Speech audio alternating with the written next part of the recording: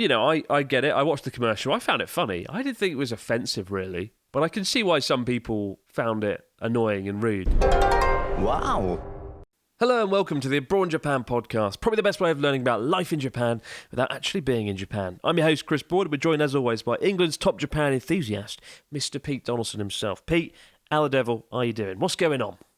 I'm all right. I've just found a little thing I bought from Tokyo Hands about 3 trips ago. Oh my God! We were talking about the Japanese postal system last show, and this is actually like a mad kind of. Whenever I go to Japan, I always buy like greetings cards and stuff like that because they have really unique, sometimes very colourful, very interesting musical productions in their cards. So I always buy a few interesting cards, but I do have like a collection of fish, vegetable, kind of, I don't know what this is. It's sort of like a postcard, I suppose.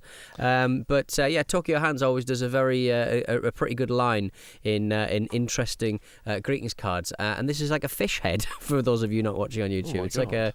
It's a weird kind of vinyl sort of postcard. It's absolutely disgusting, but it's pretty cool.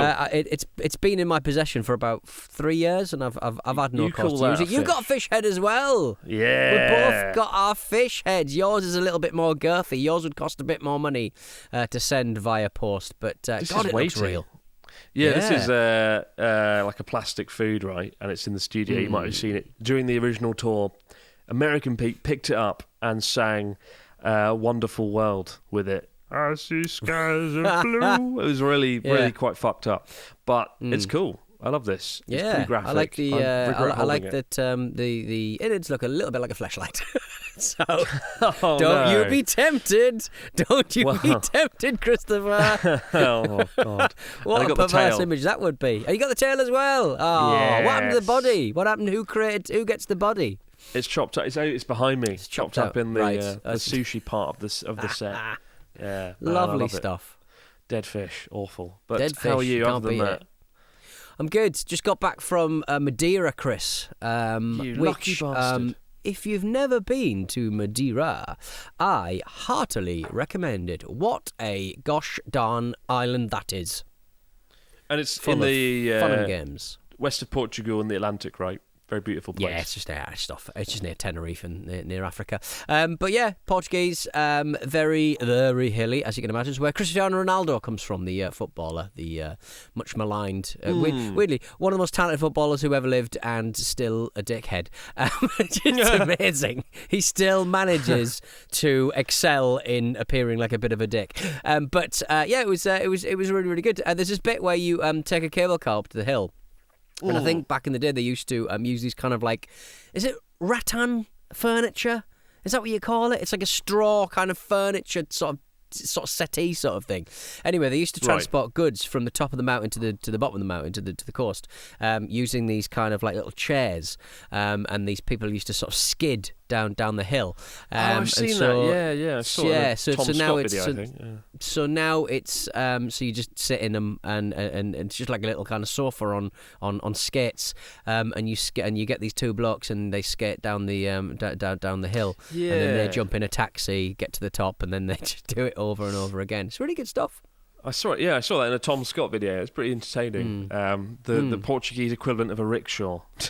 Yeah, only very much one direction. Like you cannot go uphill, obviously. But I would say like the one thing that makes me giggle is that cobblers, people who fix shoes. I didn't really explain cobblers there, but cobblers must be completely, must be pretty happy dealing with the amount of shoe leather, because these blokes really have to jam their feet into the ground to slow and speed up these little rattan sofas. So it's really, really good time. A good time was had by all. The food was great. The drink was great. They make great port out there.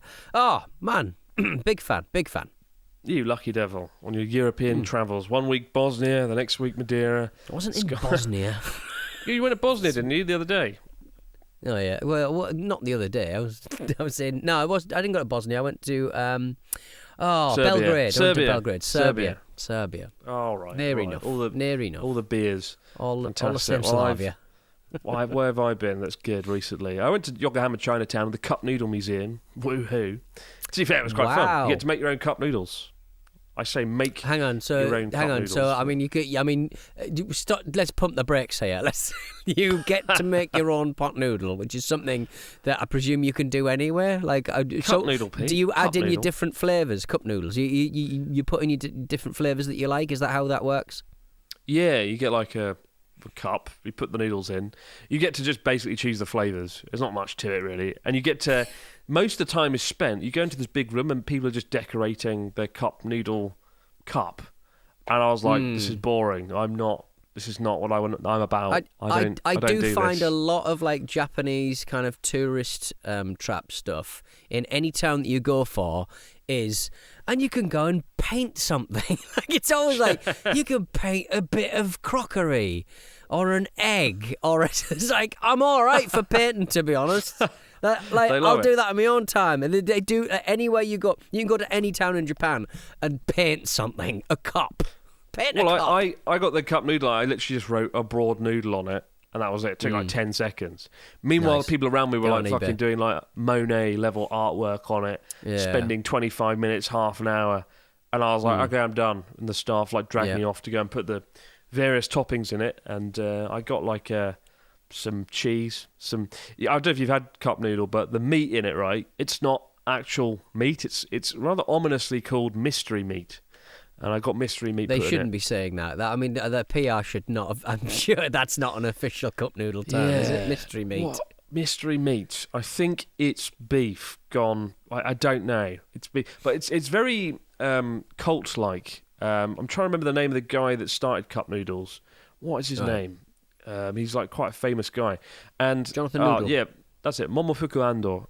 I think he's from Thailand originally as a kid, and then he grew up in Osaka. But the museum is very cult-like. Like you go in, there's a big Momofuku Ando statue in fucking gold, and then I sat through this animated video where they have like the story of Momofuku Ando, and then there's a big picture of all the people who've shaped the 20th century. It's got like Oppenheimer, Einstein, and John F. Kennedy. And then right in the middle is Momofuku Ando with his cup noodles. I don't doubt cup noodles have done wonders in the post-war era. They're kind of handy, I guess. But I know they're good, but I feel we might have over-exaggerated the Well, look, if you can't be cup celebrated noodles. in your own museum, and you know, and I was on an island a few days ago that celebrated Cristiano Ronaldo pretty much every chance that they had.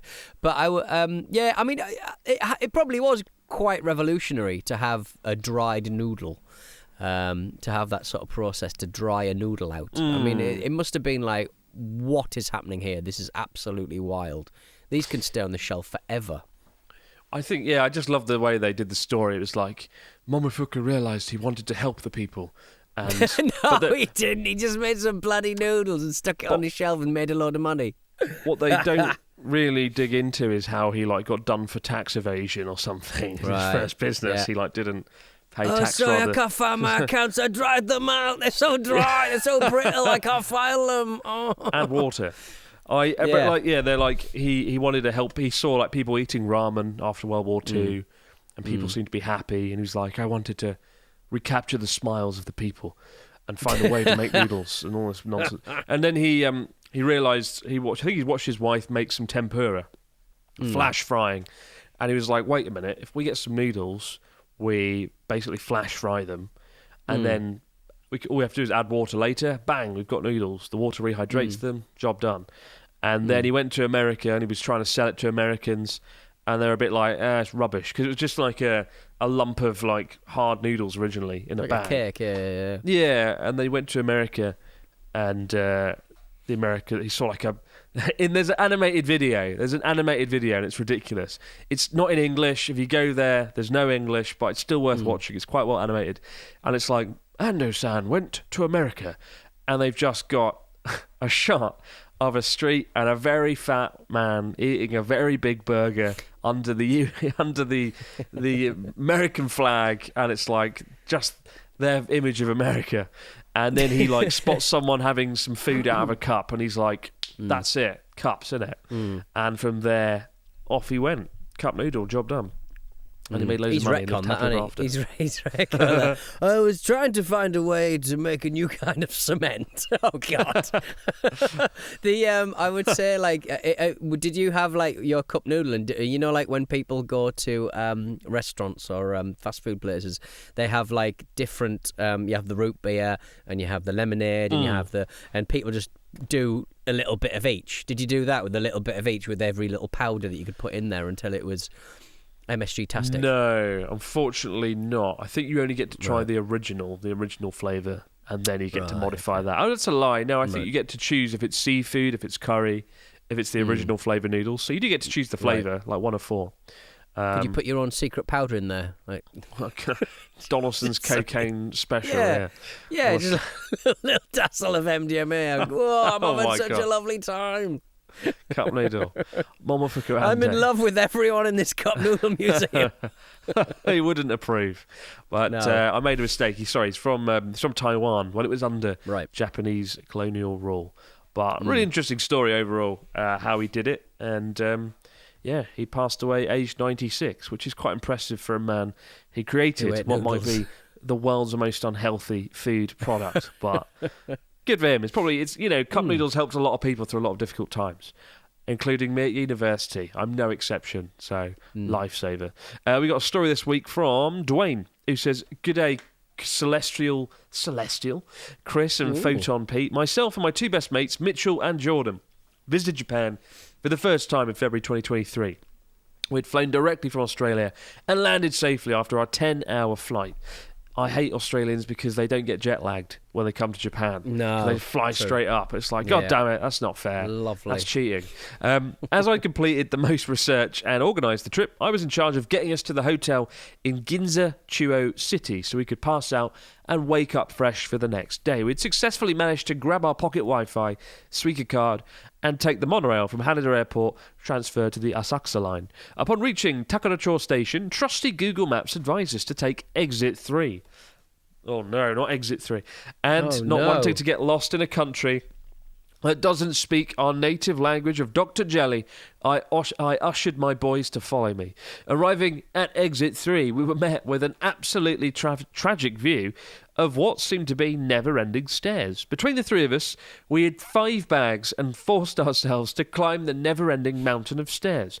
As we reached the top, out of breath, sweaty and exhausted, we casually looked over to our right, and no less than 5 metres away, spied an elevator that would have saved us our struggles. Chris and Pete, have you been adamant to follow Google Maps only for it to backfire or make things 10 times more difficult on any of your adventures? Keep up the great work, guys. Dwayne, let it be known, guys, if you come to Japan and you go to Takaracho Station, avoid exit 3, or better still, just take the elevator right next to exit 3. I don't think Google demands... I don't think this is Google's fault. I think you should have just looked at the elevator, innit? But... yeah, fair play. Sorry, Dwayne. I'm very much of the opinion too. I look at the map at the start, and I go right. I roughly need to go like sort of northwest, and then I never look at it again until I've gone incredibly wrong. And I just sort of go, let's head in that direction, and we'll course correct when we get there. Rather than, I do think there is something to this. It's my toxic male kind of view of just doubling doon, as Limmy would say. You just sort of bang yourself in one direction and kind of vibe your way to where you need to be. And then when you've done 10 minutes, have another look at the Google map. Because otherwise you are just spending a lot of time going, right, do I go left or do I go right here? And it's just a waste of time. Vibe it out. And if there's a loved one with you who thinks you're going very wrong, just get needlessly aggressive with them. Oh, God.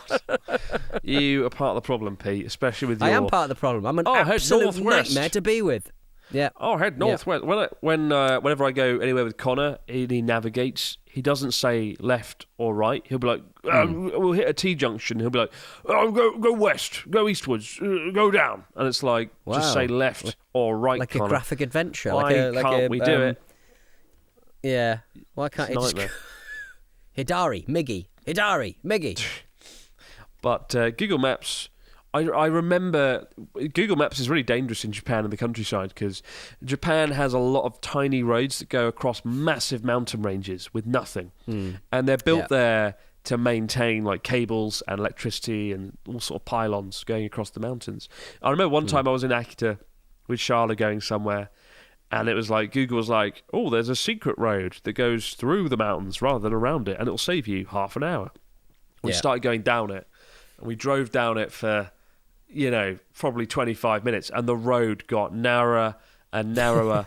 It was in Akita. It was extremely remote. If something went wrong, there was no phone signal. It was dusk. There was bears coming out to eat people. And it was just like, oh my... In the end, it got to the point where the car was getting like just stuck down these roads. It was so narrow.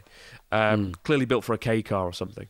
And I had to reverse for about 10 minutes down this road to turn around and go back. Yeah. But I never forget how scared I was. I realised, 25 minutes into this extremely remote mountain route, I was like, wait a minute. We haven't seen cars or buildings or life for over half an hour. And if you look at the map, we're heading up a 2,000 metre mountain where there's like nothing. And so you've got to be really careful. It does things like that. In other times, in winter, they shut a lot of roads in North Japan because of the snow. And I've gone down roads for 30 minutes and then suddenly hit a wall of like 3 meters of snow because that's where like the snow plow stopped. They just don't bother doing that road in winter. So yeah, Google Maps is I live and die by it for the most part in the cities, but in the countryside, you got to be careful. You got to be careful indeed. Otherwise, you'll end up getting eaten by a bear in Akita or just lost forever. In it. I think when I was in near Mount Aso and we were in an Airbnb, there was like a kind of dirt road that would have lopped off about 10 minutes of our journey. Similar vibe, really.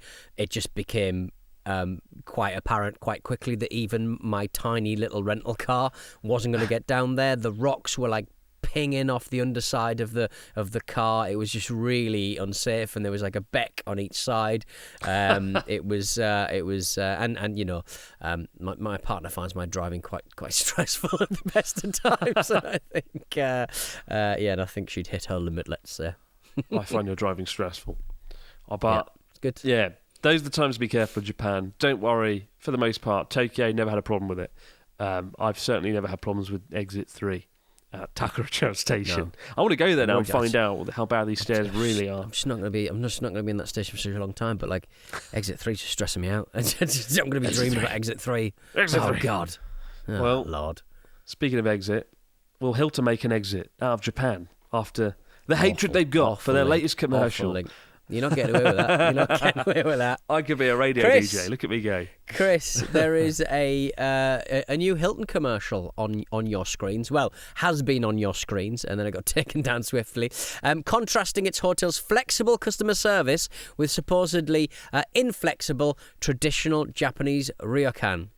Basically, it's an advert for Hilton that shows vacationers stressing out over all of the ryokan's rules about meals and bath times. And the advert cuts to the couple in a Hilton hotel from the ryokan, enjoying basically attentive service with the couple looking smart and relaxed and just having a nice time, because ryokans have very different vibes to what a normal hotel would have. Did you watch this?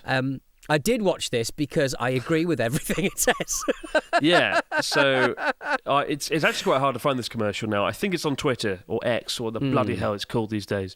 Yeah. If you look for it on X, just type in like Hilton Japan commercial and it'll come up. And there's a couple check in and the staff go, "Oh, breakfast time. What time do you want breakfast? What time? It's between the hours of 7 and 8. And what time do you want dinner? It's between the hours of 5 and 6. And if you want to go to bed, you've got to do this. You want a hot spring, you've got to rent it." And it's like this poor old woman rapidly sort of firing and delivering this schedule. And you do have to adhere to a bit of a schedule at a traditional Japanese inn, because they have to manage the guests and whatnot. It's not like a normal hotel where you can do whatever you want. You do have to like book your breakfast, your lunch. Isn't it? If you're a Brit and you're familiar with the bed and breakfast, it's a little bit like that, but with more delicious Japanese rules.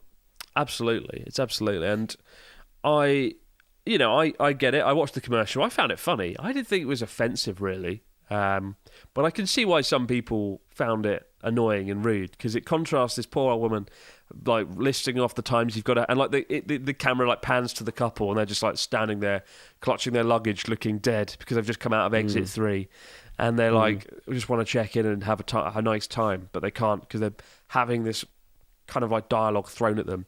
And then it contrasts that with them checking into the Hilton. It's like, you may have dinner whenever you want. And they're like, wow, really? What a great hotel, Hilton. It's not a fair comparison to make, though, between a ryokan and a Hilton. And to be honest, I've stayed at the Hilton a few times and I've never been impressed. Right. Okay. So well, there's the counterpoint to the Hilton thing. I would say that my dynamic with hotels is like, it's a hotel. You expect a certain level of service and flexibility, and my partner worries about what time breakfast is on until, so she sets her alarm religiously for that time, and would I need to book to eat some food in a restaurant? I'm going, it's fine, it's a hotel, and if they don't have space, we'll just find somewhere to eat. But in a ryokan, which is what we experienced when we landed in, I can't remember where I think it was Wakayama. We landed down there, near I think. Osaka. And we had like a lovely time in is it Ayama Beach or something? I can't. Yeah, it was a beach down that way anyway. And as soon as we rocked up, it was like that. It was like all the rules. This is what time you got to do this. Do you want dinner at this time? Do you? And I'm just like, I'm just gonna drive down the hill. There's a hotel that has a tabahodai buffet that I'm just gonna eat all of the food there because this is just stressing me out. And just things like, you know, just baths and what time you're allowed to do the to be fair, to the credit to the ryokan that we stayed in, the best part of it was the onsen's flexibility. The onsen was open 24/7 and you could do, and there was nobody watching me for tattoos and stuff like that, all that nonsense. It was actually quite a nice onsen as onsen goes. But the inflexibility of the food and we had a crack at an Italian meal at one point. Look, not my choice, but we had a crack at an Italian meal, and wow, there was some very lemony choices made in the creation of a result I would not like to revisit. So it is like it is kind of very spotty and different depending on which ones you go for. But it's just a different vibe, isn't it? Like, yeah, I wouldn't recommend if you're going to stay in Japan for like 2 weeks. Don't stay in a ryokan all the time. Oh God, no. I'd just do a couple of days, experience it, and then get back to the flexibility, because you will need that flexibility when it comes to your hotels and stuff like that. So I've just finished working on a video called 14 Days in Japan, and it's like a guide to just travelling around Japan. We did stay in a ryokan in Hakone for it. And yeah, I think it's like you said, the idea of you've just travelled long distances through weather, and then you get there and you get like bombarded with like times and things, and it's kind of like, when do you want your bed making? Sit in my room and do nothing. I'll make my own bed. Yeah. Just give me throw it on the floor and I'll lie on it. And unfortunately with ryokans, you do have to get up pretty early for breakfast. It's like, would you like your breakfast at 5 a.m. or 6 a.m? It's like, I'll just take my breakfast in the bin. Like, the mornings, they're a bit brutal. So that's the downside. Yeah. But there is a lot of upsides to a ryokan. The atmosphere, amazing. The service and hospitality, top notch. The food, exceptional. Hot springs, incredible. Like, the trick is just to not see it as a hotel experience. It's subtly different. But it is often like the best bit of your holiday to Japan, I think, for a lot of people. You get the right one with the right food in the onsen. And the food was exceptional at Hakone. A lot better, I would argue, than Hilton. And I think rather than Hilton taking down their ad, ryokan should fund an ad where they compare and contrast their delicious food to the shit, crap microwave rubbish you get at Hilton. Or something like that. Like, oh, this food's so decadent and fresh. I mean, Hilton have definitely advertised on this channel. I'm just saying, Chris, they won't be back. Oh God, I mean, Hilton are great. Hilton. But I mean, I can't believe how bad they are. I don't know. But all I know is, I think that'd be more funny if, rather than them taking down their ad, there'd be like a rebuttal from the ryokan National industry. Union of ryokan owners. Yeah. Yeah. Damn. I hope we don't lose any those tasty Hilton sponsorships that I didn't know we had. We've slated every last product to advertise on this podcast. We don't care. We don't care. If they want us to be nice about it, if they want us to not talk about it, you put your money where your mouth is. Your money where your mouth is. That's right. We've certainly blown our chances of upper hotels after talking about the racist history book in every room they have, which is worth you've really got to choose which side you're on with I think racist hotels. But yes, we do, and we know which side we're on. We'll be back in just a moment, guys, with your stories, comments, and questions in the fax machine. Wow. And we're back with the fax machine. What have we got from our listeners this week, Mr. Dawson? Fill us in. We got a message from Robert in Sydney. Hi, Chris and Pete. This is a question for Chris. So this is another one. This is how the question happened in the last episode. This is a question for Chris. So sorry, Pete. Just kick back and relax on this one, mate. So good at giving answers. So good with my knowledge. Chris, having now read your book, 2 questions come to mind. First, would you consider going and making videos in all of these curious places in Sakata so we can see what they're like, and which would be quite fun for you to revisit? Does Ma still exist, for example? Second, when I popped the dust cover off the book, I noticed it was bound in white underneath. As most hardbacks are bound in black, I wonder if this was a conscious decision. Did you have any part in it? Love the book. Brilliant. Rob in Sydney. Were you walking around the Penguin factory looking at different bindings? Yeah, I love that idea. Like someone on their knees, like, Mr. Broad, what colour would you like your book cover in? I'm like, come here, boy. I would like my hardcover book dust cover thing in brown. And they were human skin. Black. I want it done in human skin. Bare fur covers for all. No, I didn't get to choose at all. I just did it. I got to choose the front cover. Penguin put forward a few options, front cover ideas. They were terrible. No offence to them. My God. Right.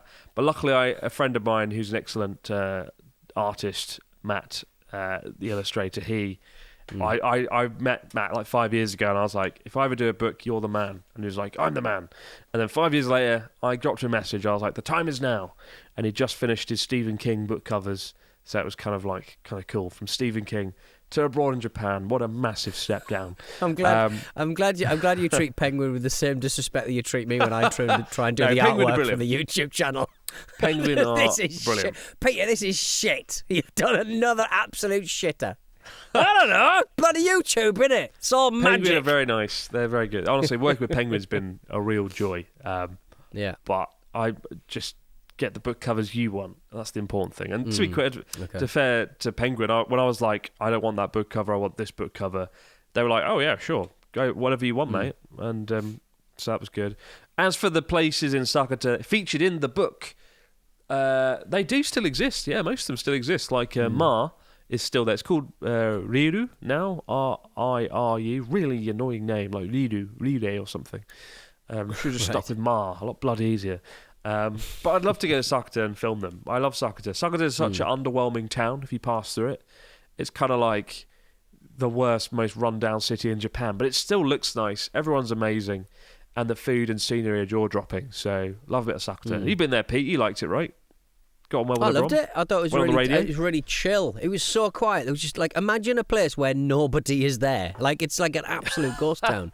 It's brilliant. It's accurate. But it's so rare. It's so rare that you walk around a town and it's like there's just nobody around. And bad city planning. Like, all the city's broken apart and fragmented. They've got the downtown area, but the shopping mall's like 4 kilometres this way. So everyone has a car. Okay. Nobody walks in Sakata.